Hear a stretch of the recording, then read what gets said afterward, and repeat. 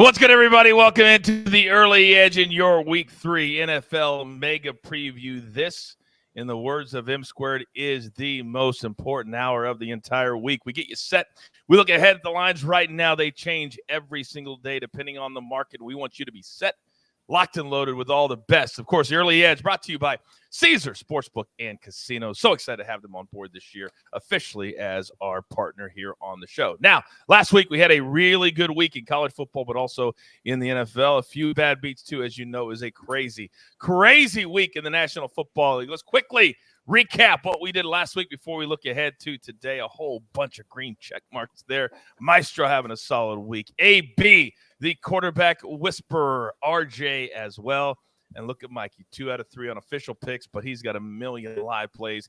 Follow my man on social media. Last night, if you watched live, boy, you cashed a live ticket courtesy of my man, M Squared. All right, let's bring in the stars of the show. You know the three. First and foremost, live from Nashville, Tennessee, the penthouse level, Mikey. Good afternoon, sir. Good afternoon, Coach. Good afternoon, Larry, RJ. As you all know, my favorite show of the week. I get to put out what I have, and I get to learn from these two, get to make a lot of fun decisions. So I see someone in the chat, usually a Spotify podcast listener, first time watching live. You picked a great show for your first one. Yes, welcome to the show. By the way, a little bonus, AB and Prop Stars are in the chat live today. If you have any questions on any future props or anything like that, put it into the chat. They will answer as we go. The crew comes together for the Mega Preview. Now, the man who leads our NFL charge of SportsLine, he is the stoic one, R.J. White. Good afternoon, RJ. Good afternoon, Coach. Very happy coming off of that Bills performance, that moved the line. Apparently, nobody else had the Bills as the number one team in football, and they saw them dominate the Titans and said, we got to move that line 1.5 points because I don't know why. I don't know what anybody else expected, but we'll talk about that in a minute. We were watching that game live on the air. I bet, no lie, RJ, I bet live the Bills 6 times last night. Every time. It was just like the first couple. And so I cashed all 6. It was amazing. It was amazing. Thank you to your Bills, I think, because they are awesome. They are awesome. All right, finally, he is our OG at SportsLine and the Early Edge when it comes to the NFL. He is the maestro. Of course, Larry Hartstein, good afternoon. Good afternoon, guys. Great to be here with you. Congrats, Coach, on all of those live hits. I actually thought the Titans defense played as well as they could. They just got zero help from the offense, couldn't sustain a drive. And I just want to give a shout out. We have a couple of reclusive guys on the website on sportsline.com. Jeff Hockman, 5-0 this season. That's his complete record. Brett Anderson, an NFL editor who works with RJ, 4-0. That goes back to last season where he was 23-9. So the guy is 27-9 against the spread the last 2 seasons. Check those guys out on the website. Yeah, but Maestro, we've got a lot of new people watching right now. They hear other experts. How much would it cost to get all of their picks? How much would that cost? I think it's $856 for the 1 week. No, I'm kidding. It's $10 a month. Plus, we're always offering specials, quarterlies, etc. And I bet you have a promo as well. How much would it cost to get your picks, though, in addition to all that? Same. It's a one flat fee. $10. $10. But what about RJ's picks? How much would that cost? And not only everything, but Jacob Gibbs' next level fantasy advice. I mean, this guy's one of the most accurate rankers in the country. There's a lot of different things on the website beyond just the expert picks. It's why I say every single day. It's the best value in all of sports betting, and it's not close. It's also why you never hear anybody else say anything, because they know. They know. Let's get into it. First game on the board Thursday night, AFC North Steelers. Oh, man, they're so close to 2-0. The Browns. Actually, today I saw an interview from Chubb who said, it's on me. The loss is on me after scoring when if he would have gone down at the 1, then the head coach said I should have told him. You don't need to tell a smart player to go down at the 1 when they're up 6 with no timeouts. He should have done it. But alas, one of the great comebacks of all time by the Jets. But the Browns still laying the 5. Maestro, let's start with you. I agree with the line move. At 3, I would have loved the Browns. Now it's out to 5. I'm still going to back the Browns in the first half. I think it's a good look at -3 or less. How about this? The Steelers have scored 3 points in the first quarter this season. They have not scored a touchdown in the first quarter in 11 games. There's a lot of talk in Pittsburgh about Matt Canada. Is this guy supposed to be an offensive coordinator? Last year, they said, oh, Big Ben was the problem. Now they're saying maybe it's Matt Canada who's the problem. Very simple playbook. They run the same plays over and over. Now, the Browns will not have Clowney. That's a big loss. But just with the state of the Steelers offense, dead last in a lot of the offensive metrics, the analytics, this is a really bad offense. I would look at Cleveland early in this game. Yeah, Mikey, when you look at that, if you take away the last 2 touchdowns from the Jets, 2 weeks in a row, the Browns' offense has looked really good. Maestro's right, correct? Oh, yeah, he's definitely correct. Again, he is correct, but they've played 2 really weak opponents, is the only thing I will say to that. Carolina, just not a great team at this point either. But as far as the game, I lean towards the Browns here. Look, I'm not going to play it at -5. -4.5 is okay, but I really would need this to show 3.5 for me to become interested. I think 4.5 is close to where the number should be. I have it between 4.5 and 5. So I'm not going to get there on it. I actually have a slight lean towards the over, believe it or not here. This total is very low at 38.5. I make it a little bit closer to 40. Not going to play it pregame. Going to watch, potentially have live betting opportunities on that one as well. It is a short week, but I do think that the situation on the Browns side, I do think that they're going to allow some points in this game, but I think they win and probably cover late. Okay, we're going to keep our eye on it. Of course, we've got a live show, 7:30 p.m. Eastern on Thursday night. Leading up to, we'll have all the props, all the latest sides, line movements, all that kind of stuff, right up to kickoff on Thursday night. We're going to go through every single game, 9 early games, 4 late games, and of course you got Monday Night Football, and then we'll do our little rapid fire recap at the end to make sure you have all of the best bets. Since we do go through every single game, it can get a little bit confusing. We're going to rectify that for you. All right, let's get into our Sunday games, and Mikey, I'm coming right back to you because this is the first leg of a teaser for you. The Chiefs, this number's been hovering around 7, 6.5. They've looked awesome in the first 2 weeks. However, the Colts, they tied the Texans in week number 1. Then for some reason, the Colts cannot win in Jacksonville, and they lose. So they're 0-1-1, and somehow it's less than a touchdown. Talk to me. Yeah, look, I'm breaking rules on this one for sure, backing the road team here in the teaser, but I'm putting the Chiefs in the teaser, bringing them down to 0.5 point here. I like this spot for them to get the win. You said they looked awesome the first 2 weeks. I will counter that with they've had flashes of awesome and flashes of bang the head against the wall for a little bit. Oh, yeah, that's true. That's true. So, this Colts team, they're not as bad as what they put out on the field. At least I don't think they are. They still got pieces, obviously. Very concerned with some of the injuries. Yes, they return home finally. They should have a much better effort on their home field for this game. Ultimately, I think the Chiefs end up winning the game, though, and that's why I'm playing them in a teaser here. Going to put it with the Chargers. We'll talk about that game in a little bit. But Kansas City gets this one done. Probably does not end up covering, though. Very interesting. What do you think of that, Maestro?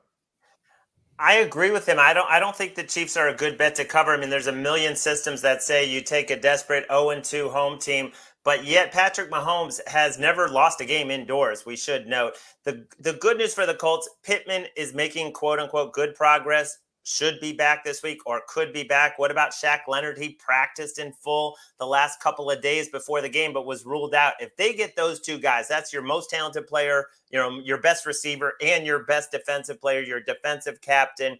This is going to be a competitive game. But all that said, I still like Kansas City to win because, I mean, you look at that Colts offense, they look broken down in Jacksonville. They weren't terrible against Houston the first week. They had over 500 yards. But they did screw up in the red zone. So I'll take the Chiefs, but I don't think they'll cover. How about the Chick-fil-A nugget of the day by AB in the chat? Patrick Mahomes, 48 touchdowns, 3 interceptions in his career in the month of September. The last time I checked, we're in the month of September. All right, moving on to game number 3. You're watching The Early Edge, brought to you by Caesars Sportsbook and Casino. We're here every single day and every single Tuesday with our NFL Mega Preview. RJ, I'm coming to you because this is one I think has potential to be the game of the week. Your Buffalo Bills laying the fort against a Miami Dolphins team that was dead to rights going into the fourth quarter. Ravens, Super Bowl champs, looking like the best team. Wait a second. Not so fast. Tua, Tyreek Hill, Jarvis Landry, all of them in the fourth quarter went bananas. Start the conversation. This line opened 4.5 after Miami looked amazing, which is what the look ahead line was. I was a little surprised by that. So I put it in on the site, Miami plus 4.5. Went down to 4, and I'm like, okay, people are seeing what I'm seeing. Then the Bills game happens. They go out, blow the doors off the Titans. They were 10-point favorites. They were expected to win that game big. Maybe not that big, but still, handle their business. And then now it's 5.5 on Tuesday. And I don't understand that line move when everybody had the Bills number 1 in their power ratings. You can't really give them a 1.5 more on top of already making them the best team in the league. Then you're putting them in the stratosphere of like 07 Patriots. And we might be able to have that conversation in 8, 9 weeks, 10 weeks, but a little early for that right now. The Dolphins to me deserve 3 points for home field advantage. And you also obviously have to respect the offense now. As good as Buffalo is, I can't see them as plus 8.5 against Miami on a neutral, which is what it would be with the current line. Buffalo does have the big edge on defense, number 1 in yards per play, while Miami's number 32, thanks to Baltimore's big plays last week. I think that Miami wide receiver duo is going to be tough to cover. Trey White's still out. Jackson had that bad injury. I don't expect him to play in this game. So even if Miami D can't stop the Buffalo offense, I think Miami can backdoor cover a big number like 5.5, which is what it is now. So I would play the 5.5. Maybe the market gives you 6, closer to game time. You guys can get a better number, but I'm a little surprised it's this high already. Mikey, if there's one thing that you have taught us the last couple of years is that you cannot always look at what happened last week. You can't do it. So with that being said, the Bills looked amazing. They score over 40. And if you take away the fourth quarter, which you can't, the Dolphins were getting blown out. So to RJ's point, how do fans who don't have the luxury of looking at numbers like you do, how do they take that out of their minds? Yeah, it's difficult to take it out of your minds for sure. I think that you can start to look at the body of work, meaning they've both played 2 games already. And Miami, while they ultimately had a relatively convincing win late over the Patriots, they did struggle at times with them as well. And that's what I'm looking at most in this game. Buffalo is a significant increase in terms of the defensive pressure that they're going to be able to put on Tua. And just overall, yes, it's difficult to cover Tyreek and Waddle. That's going to be really difficult. And Gesicki is frankly very good in the passing game. They have legitimate weapons. The question is, can Tua handle the pressure in the big spots here? Is he going to be able to not make mistakes? I personally think he will ultimately make a mistake. I'm sure our man AB will have a no-fly zone interception prop for Tua for this game. Look, the number at 4.5, I think the number there is pretty much right. I think there are many scenarios where the Bills win by double digits still. But once this thing gets to 5.5 and it's trending to the point where we might see a 6, that's a big number considering the offense that they're playing against in a road environment like that. So look, I think the number should be 4 is where I make it. It seems crazy. It probably is one of those scenarios where Bills win by double digits. And I'm like, yeah, probably should have been on it, less than a touchdown here, but we need a lot more data on the Miami side. I'm not sure how good they are just yet, but I'm kind of getting worried that they're actually really good. Maestro, how good do you think the Dolphins are? I think they're legit. I'm excited by everything Mike McDaniel's doing. But when you got 2 receivers that both run a sub 4.3 and you have a brilliant offensive mind, I mean, who have the Bills faced in terms of the deep speed? But Van Jefferson was out in week 1, so it was Cooper Kupp and Allen Robinson, who's not getting deep on anyone. The Titans, we know, have no receivers to speak of. This is the first legitimate test for that back end of the secondary without Tre'Davious White. Very curious to see how this one goes. Me too. And I think this is going to ultimately be the game of the week. 2 teams that are – Bills are certainly a playoff team. The Dolphins are looking like they're trending towards being a playoff team. All right, moving on to the next game. And you talk about Heartbreak Hotel. Listen to the scenario that the Raiders lost last week as they're giving one on the road in Tennessee at 1 o'clock traveling from west to east. The Raiders up 20-0 at halftime. Then they allow Kyler Murray to look like a $230 million quarterback. He scores on the final play of the game. 000. 2-point conversion. Reviewed it. It stands. They fumble in overtime. 59-yard return. And somehow they lose. All of that happened in the fourth quarter in the second half. So, as I come to you, RJ, what are we doing on this game? So this was one yesterday, and then the Titans got blown out by the Bills again. A situation I thought was pretty clear was going to happen. Line move 1.5 points for the Titans. Now you can get a little More because the Titans, are in that mid-range. So people are still moving them up and down the range. Otherwise, other than the Bills, the Bills are already on top. So this line moves 1.5 points after Tennessee's embarrassed by Buffalo. I don't think there's any shame in that. There's going to be plenty of teams embarrassed by Buffalo this year. I mean, did the market forget the Raiders are 0-2 and just put together an embarrassing second half in that game that you mentioned? This line's up to 2.5 now. I think it's a perfect teaser leg. I don't think the Titans are as bad as they looked against the Bills.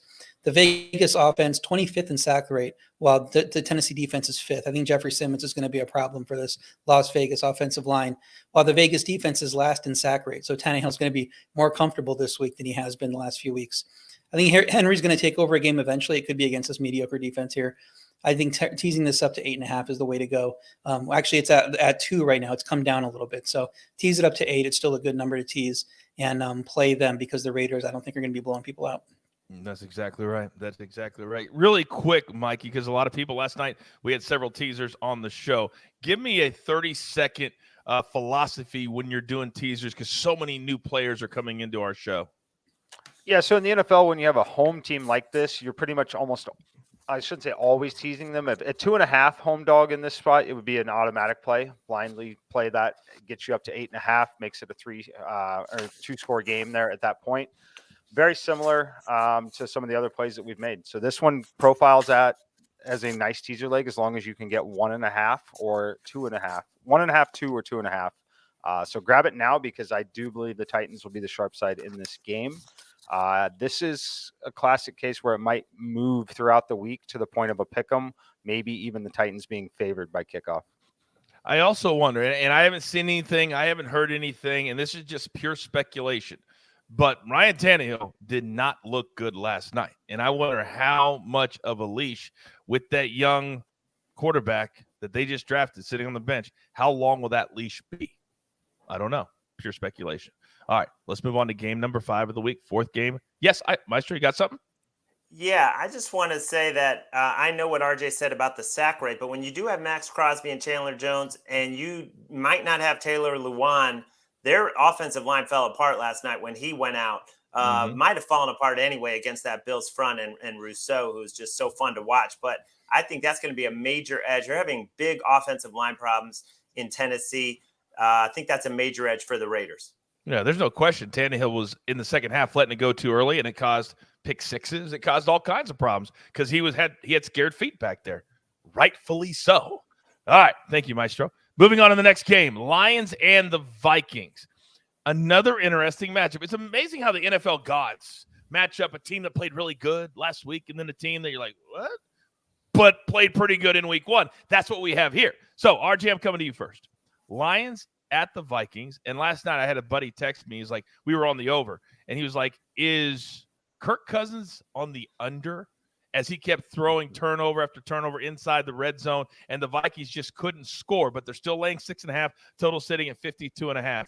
Start the conversation, please. Well, that's primetime Kirk for you. I was on the under because you don't want to back Kirk Cousins in primetime. The Lions defense looked incredible in the first half against Washington. There's no chance they slow down Justin Jefferson in this game. 1:00 game, more in Kirk Cousins' wheelhouse.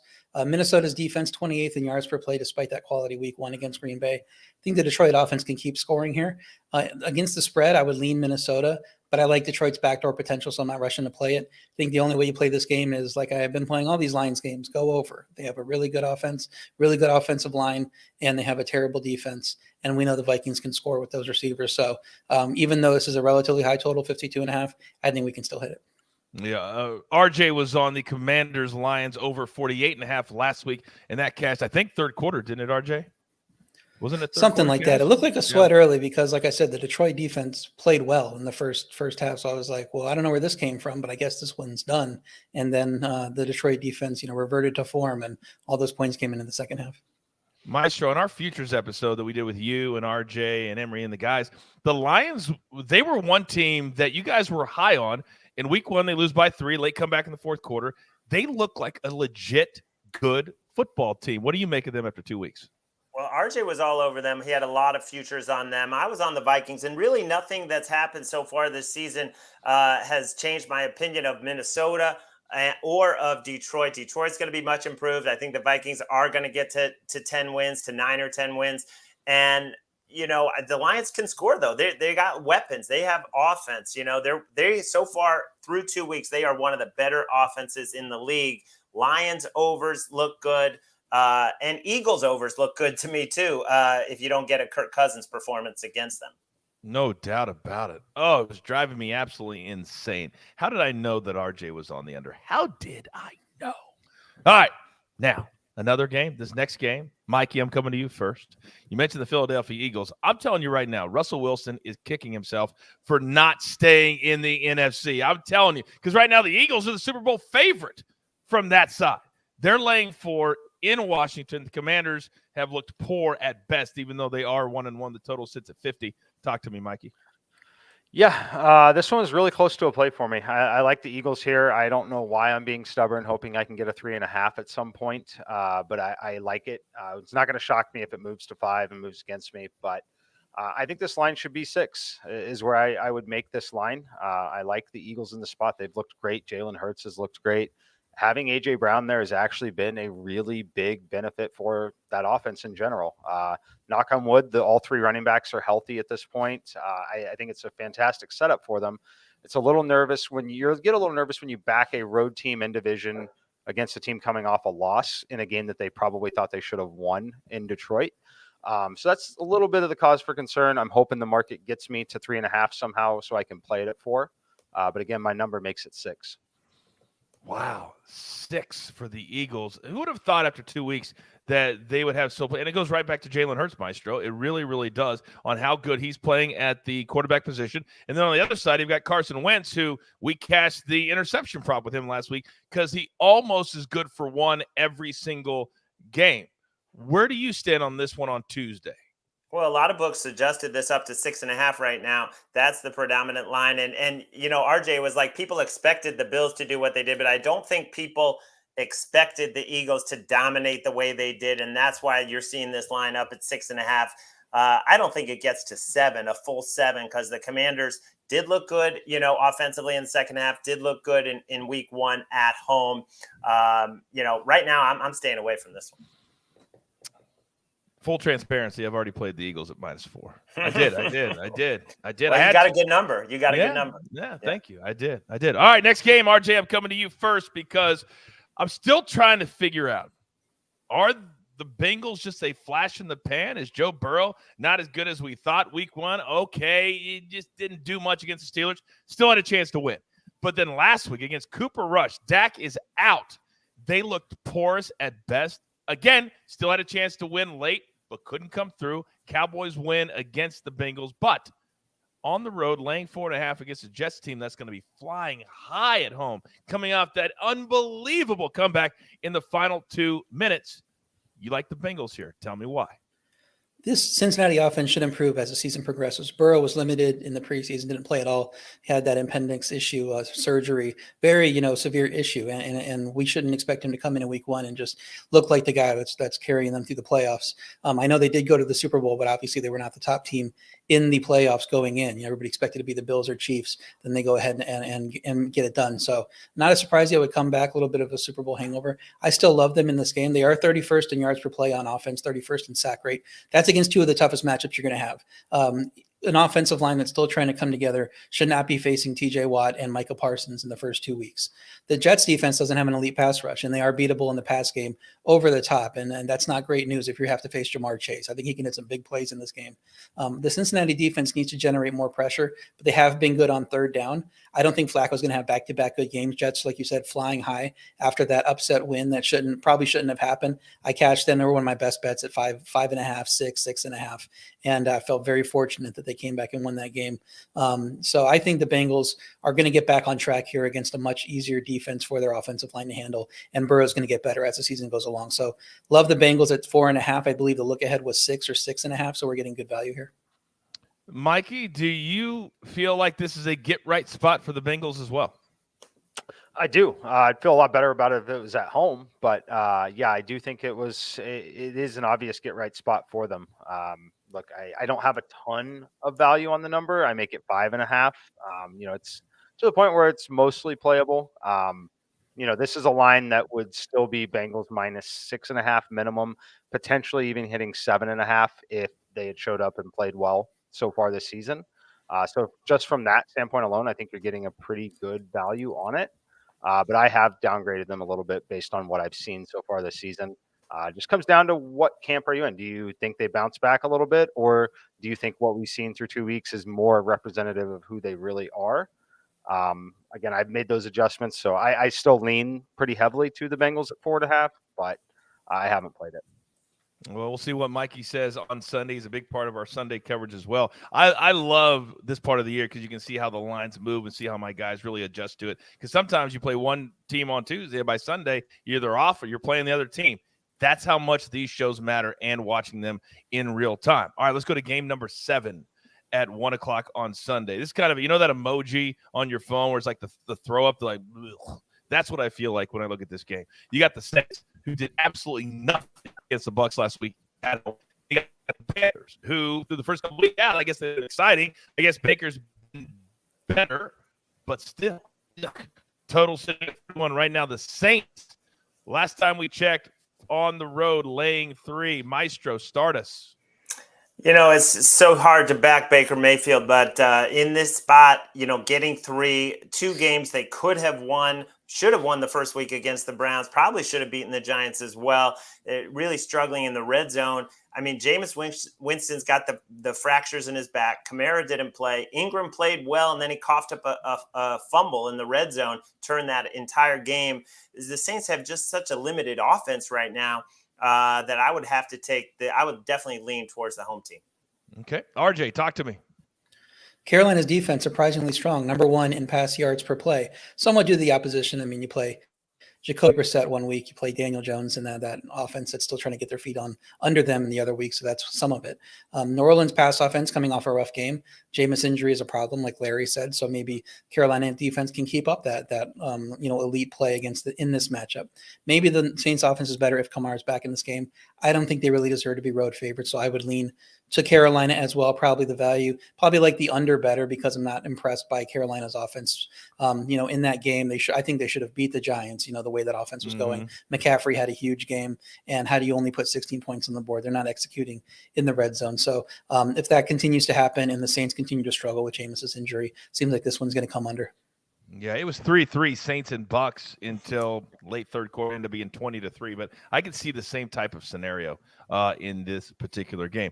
Jason in the chat says, I am locking up video-wise. I'm just going to give you a little tease. I've been teasing this for a month. I am literally doing the show in a different part of my house. I have a beautiful home studio. Why am I locking up? They're doing construction in my house for work. And as soon as I can tell you what that is, and the 3 guys on the screen know exactly what's coming, you guys are going to thank us. You're going to say, give me more. That's exactly what we're going to do. Think bigger. Think bigger. That's all I can say right now. But very, very soon I can give it away. But in the meantime, we still have several more games to get to, but we got to pay for that construction that's going on in my beautiful home studio. So let's hear from one of our incredible partners. And we are back. All right, we've got a lot more games to get to. You're watching the Week 3 NFL Mega Preview with the 3 greatest minds at SportsLine in the NFL, R.J. White, the Maestro, and, of course, M Squared. All right, guys, 2 more games at 1 o'clock. Mikey, I'm coming to you first. Ravens, that one's going to sting for a while. When you're up 21 points twice and you can't hold on, and apparently I learned my lesson the hard way, you can't include Lamar when you're blaming the whole team for that loss. You can't do it. It's against the rules. The Patriots laying 3 at home somehow. The total 43. Why are the Patriots favored in this game, Mikey? Go. Yeah, Patriots aren't favored. It's Ravens -3. I am laying the road chalk here with the Ravens -3. Look, I make this line -5. I have I've downgraded the Patriots quite a bit. I don't think they're anywhere close to where they've been in years past.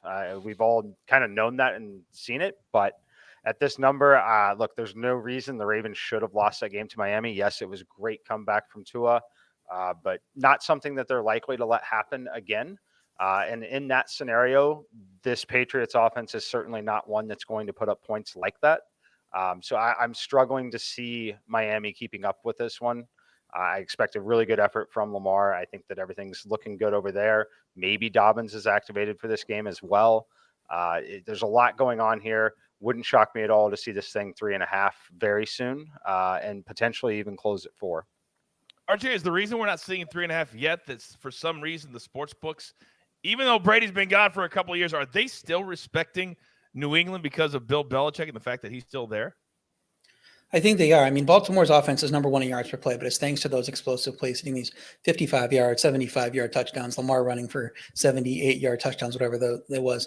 New England defense can limit those, though. I know they lost some personnel during the offseason, but they're not the type of defense to give up big plays like that. It's hard to give the New England defense much credit for slowing down a bad Pittsburgh offense, but they were solid against Miami. You know, Miami didn't have nearly as much of explosive plays in that game as they did against Baltimore. New England's pass game isn't great, but it can exploit Baltimore's secondary if injuries affect their depth again. I think that's part of what happened with Miami is that Baltimore just didn't have the personnel to handle those top two receivers. Now, of course, New England doesn't have anybody near the level of a Tyreek Hill, Jalen Waddle combination, but we've seen Kendrick Bourne, put up some big plays. We know Jacoby Myers can put up, 9 catches for 90 yards and have a solid game. So I think there is the opportunity for New England to be solid on offense here. The number feels about right to me. My Baltimore rating's probably a little high. I have them third in the NFL behind the Bills and Chiefs, and I have them a pretty decent amount above the next level of teams. So maybe they should be closer to that level of teams, and the line would make a little more sense at 2.5. But I think this is about probably where it should be. Larry, how bullish are you on the Ravens as well? Not right now. Not with the injuries that they're dealing with, and they have the explosive plays, but on a down-to-down basis, I don't think that offense has been as good as I thought it would be. I'm staying away right now, but I'm definitely not laying it. No, I can't. Well, I'm going to play this somehow. It's either going to be Ravens with Mikey or I don't know, team total, something, but I'm going to be playing this game in some way, shape, or form. Moving on, several more games to get to. One more game at 1 o'clock, Texans and the Bears. Now, I wanted to give Houston, RJ, a lot of credit. They go into Denver, they're keeping it close, and then they do what they do at the end, and they can't even complete a pass. So the Broncos win, but they didn't look good either. The Bears looked listless on the road Sunday night in Green Bay, but they're laying the 2.5, total at 40.5. What side do you like in this game? How can you lay points with the Bears with what you've seen with the Bears? I mean, this game should be pick 'em probably. That's where my numbers have it. I think the Texans are a little bit better than the Bears, and I'm giving the Bears only a little bit for home field advantage. Texans offense is last in yards per play, but at least Mills isn't throwing picks. Chicago's offense not much better, has just 76.5 pass yards per game, worst sack rate in the league. We expected that with that offensive line. Houston defense has actually been impressive. They held their own against two supposed playoff teams, only really had one bad quarter, I should say, against the Colts in that game, but they were stopping them on their side of the field. They were limiting what Denver could do, limiting the field goals for the most part. So I'm surprised Chicago's line points to anyone. I'd bet Houston, but definitely a teaser at plus 8.5 because the Bears aren't going to cover 9 points against anybody.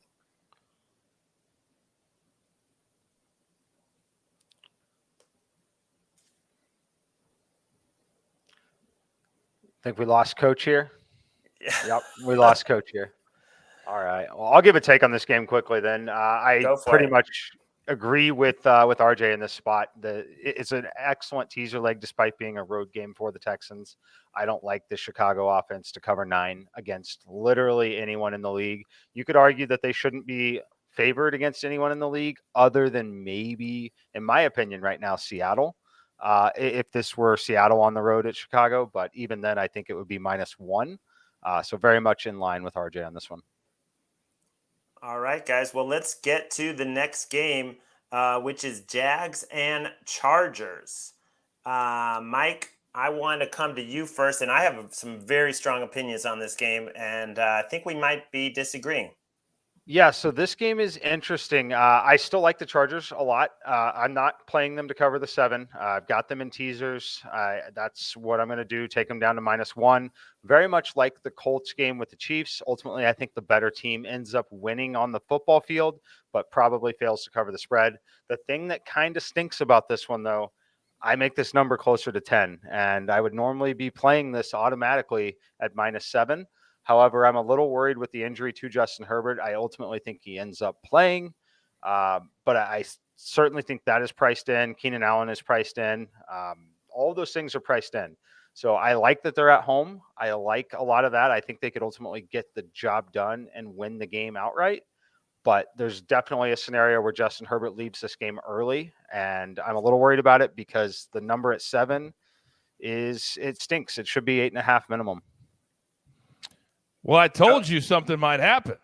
They cut my internet line. Swear to God. They came out and said, oh, no.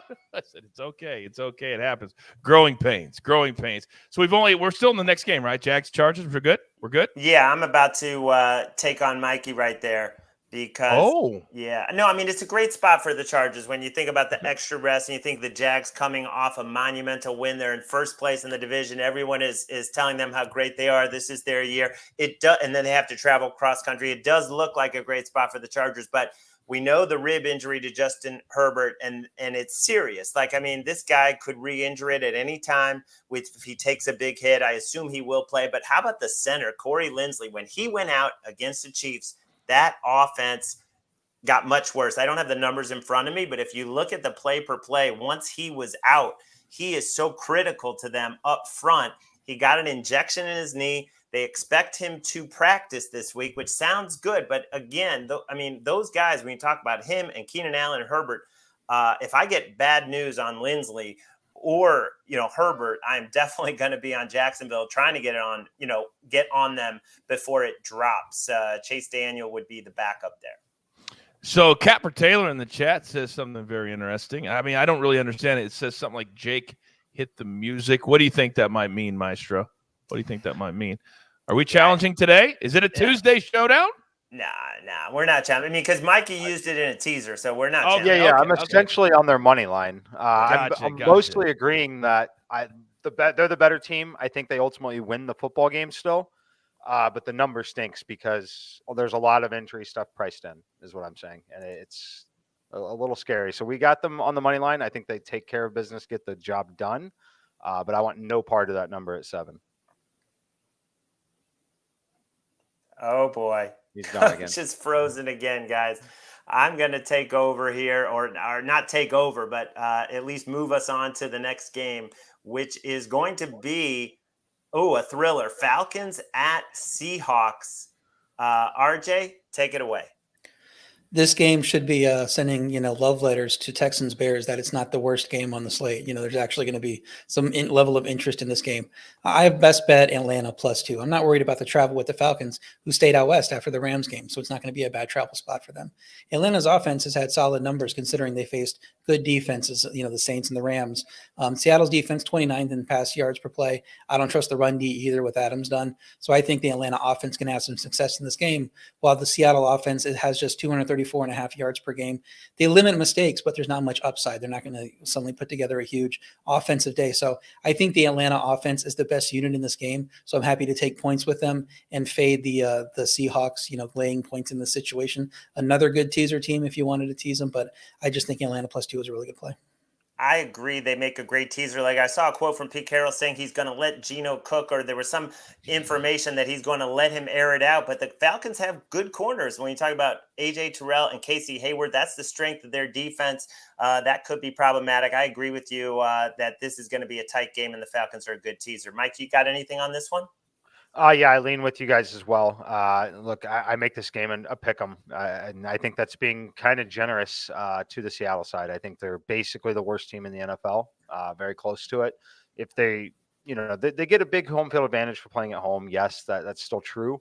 But I've been very impressed with Atlanta at times. They haven't been great in every game, but they've shown really significant flashes of excellence, in my opinion, for what they're working with. And I think Marcus Mariota has a big game on the ground in this one, too, with his legs. I like them. I think they went outright. Yeah, and there's a lot of explosive talent on Atlanta that can take advantage of the Seahawks back end without Jamal Adams. Let's move on to the next game, Rams-Cardinals. Guys, I'm going to throw it to you, but I will just say that through 6 quarters, I think the Cardinals were the worst team in the NFL. If we stopped the games at halftime on Sunday, they would have had a claim worse than any other team in the NFL. You could throw the Bears, Texans, Seahawks, whoever. But then of course, we know what happened after that. Yeah, they have looked really bad. I said it after the first week, and then I ultimately bet on them in week 2. But after week 1, I was like, yeah, that's a 6-win team. They look like a team that is going to win 6 games in this season. Then I bet on them +6. They came back and got that done for me, but still very concerned. Hopefully that last second win turns some things around there. I'm not sure, though. I think that James Conner situation is also incredibly concerning. Not a ton of usage. Clearly something wrong in terms of an injury. I'm not really willing to back them here. I think the number is mostly efficient at this point, but I have to lean towards the Rams in this matchup. And I think it'll ultimately end up being competitive like it usually is. So I'm not going to let the point spread come into play right now at the number currently. Yeah, I would lean to the Rams too. I mean, it's down to 3.5. Rams offense struggling a bit, but they're good on third down. Thank you, Cooper Kupp, for that. Where Arizona's defense ranks 31st. I know Arizona's defense kind of shut down Javonte Adams in that game, or maybe the Derek Carr shut him down because I don't know why he's not passing to him as much as he should be. So maybe they do that in this game and Allen Robinson eats, but the Rams stats overall are skewed by the Bills game. So I'm not really going to cite them because the Bills just blew them out of the water. Rams took care of Atlanta. If not for that punt block, they should have won by double digits. Arizona has 7 points in the first half of their games. They would be 0-2 if Vegas didn't play prevent offense and prevent defense at the same time. McVay owns this matchup, as we know. Arizona did get a win. Kingsbury got his win last year. Arizona is not playing like they were last year when they got that upset win. They rattled off a bunch of wins beginning of the year. That's not this team, especially with how limited they are with all those receiver injuries and McClure's guy, Greg Dortch, carrying like the mantle for the receiver room there. So I think the Rams minus 3.5 is a pretty solid play. I'm waiting to see if it comes down to 3. RJ, and I remember that game when Arizona did that. There were turnovers involved, but also the Rams were off a Super Bowl type win. I believe it was over the Buccaneers the week before. I have to check back at the schedule, but that was interesting because McVay has owned him. So we don't have an official play on that game. We're leaning Rams. Let's move on to the next game. I mean, everyone wants to see this one. Aaron Rodgers, Tom Brady, father time. This feels like it might be 10-7, though, given the way the offenses have looked. RJ, what's your play on this one? Yeah, the total was like 46 and a half. It's crashed all the way down to 41 with Tampa's receiver issues. Evans not going to play unless there's an appeal. I haven't seen any news on the appeal. I think that was coming today. But they're going to be limited at receiver. They just signed Cole Beasley to the practice squad. Even if he plays in this game, he's obviously not going to have a huge role off of just a few days of practice. So you add those receiver issues with Tampa Bay's defense looking completely elite, through 2 wins. And those 2 wins are on the road in tough settings. And they shook off the Saints demons. Everybody was on the Saints last week. And Tampa's defense went in and got it done and got the win for them. Green Bay's defense just 26th in yards per play, but they're winning on third downs. They're tied for second on third down efficiency, and Tampa's defense also tied for second. The difference is Tampa's defense elite versus pass, third in yards per play on the pass game, third in sack rate. Tampa owned the 2 matchups they had in 2020 last time they played. They won both outright as dogs. I think Tampa's probably going to win this game. So I have them -2 as a best bet, but hopefully we get a little bit better number as people are worried about the Bucs receivers. I like it a lot. Mikey, you got anything on this one, or should we move on to Sunday Night Football? Quickly, I do lean with RJ here on Tampa -2. I make the game -4, also holding out to see if we get this even further the other way. I do think we'll see some late buying on the Packers side as the news doesn't look good on the other side. So I lean towards Tampa here, not touching the total at 41 at this point. If it were somehow 40.5, under that key number of 41, then I would be interested in playing the over. Ultimately, I think the Bucs end up putting up some points in this game. This next one is fascinating because I've seen some guys that I respect the heck out of that I think are some of the sharpest NFL minds out there, and they are on the Broncos this week on Sunday Night Football.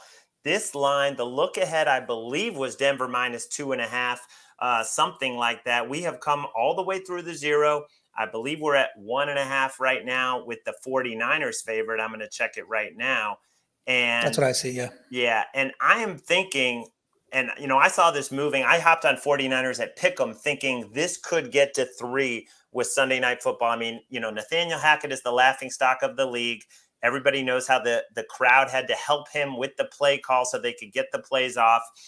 And so I'm going against the sharp move. The sharp move will be Denver's at home. It's a tough place to play. I'm going with the fact that 49ers looked energized by Jimmy G coming back. They rallied around that guy, and I think they're healthier. I mean, there's no Justin Simmons. That's big. Now, if Patrick Surtain can't go, and that's huge, and then Jerry Jeudy. So you have some major pieces on that Broncos who are injured. Let's see their status. And George Kittle could be coming back. So all the injury news to me says 49ers. I just feel they're going to win the game. The coaching staff has got to be a mismatch. It's not the Super Bowl, so Kyle Shanahan should, or the playoffs. So Kyle Shanahan should be fine to outcoach Nathaniel Hackett. Mikey, I know you're with me on 49ers. Yeah, I'm with you on the 49ers. I played them on the money line here. You can still find it minus 115 to minus 120, depending on where you're shopping. I like the spot here for them to ultimately win the football game. Agree with you completely that Jimmy Garoppolo at this point is an upgrade at the quarterback position, especially if and when they welcome back George Kittle to that lineup. I think it's going to be a massive deal. It's really all about the injuries on the other side and the coaching staff for Denver. However, I do expect them to get things right and figure it out eventually. Primetime game as a home underdog now, not a situation I typically like to fade, but I'm going to do it here. Jerry Jeudy's injury is incredibly concerning. He's listed day to day. There's a chance he goes out there and is able to play. But man, that offense has not looked good. Russell Wilson does not look motivated, does not look engaged at all in this spot. So give me the 49ers on the money line.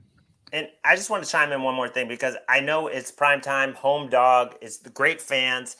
But I think there's a scenario where they can turn. I mean, they can turn against this team. I feel that the pressure, it may not, if they don't get off to a good start, I don't think that home field is going to carry them. RJ, what are your thoughts on this game? Yeah, I think I like the Denver side here. Denver's offense, one of two teams in the top 7 in yards per play in both rush and pass. They are moving the ball. They are getting big chunks of yardage when they move the ball. They just cannot get it done when it matters in the red zone.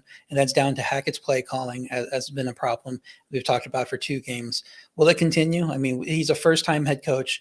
When I took them in the futures episode to miss the playoffs, it was because he's in a new role as a first-time coach, as offensive coordinator, defensive coordinator, both first-time roles for them. And you just don't have that experience on that staff. But the thing about it is they will learn, they will grow. Hopefully, if they're not complete bozos and going to be out of this league soon, they're going to figure out how to get it done. So we'll see if that happens as the season moves along. I agree with Mikey. San Francisco gets an upgrade at quarterback at the price of a long-term ceiling. The ceiling's higher if Lance is in this offense and developing. So they lose that, but for short term, we don't care about that. We're talking about week 3, and Garoppolo makes them better. Both of these defenses have been elite so far, but both have had easy matchups, and they're going to be tested here. That movement of 4.5 points off the look ahead, I think it's too much despite the coaching mismatch. So I think Denver's probably the play here. I think they're not going to score in the red zone, all season. I think they're going to get it done at some point, and it could be this week. So we'll monitor the injury reports, and if they look good, I'll probably be on Denver. Okay, well, a healthy disagreement is a nice way to end the Sunday slate, or I'm sorry, wait, Monday we have Cowboys Giants. Is that the Monday Night Football game? That's not a bad game, really. I mean, the Giants are 2-0. They're the toast of the town. I would say they're 32nd in EPA per play on offense. So it's not like they're lighting the world on fire. The Cowboys, with that defense, to me, are a good teaser leg from 2.5 to 8.5. What do you guys think about this game? Let's start with Mikey. Yeah, this one's interesting. It's honestly the one game that I haven't analyzed too much on this slate. But my only initial lean at looking at everything is the over 39.5. Again, these games, 41 is just a massively key number in the NFL.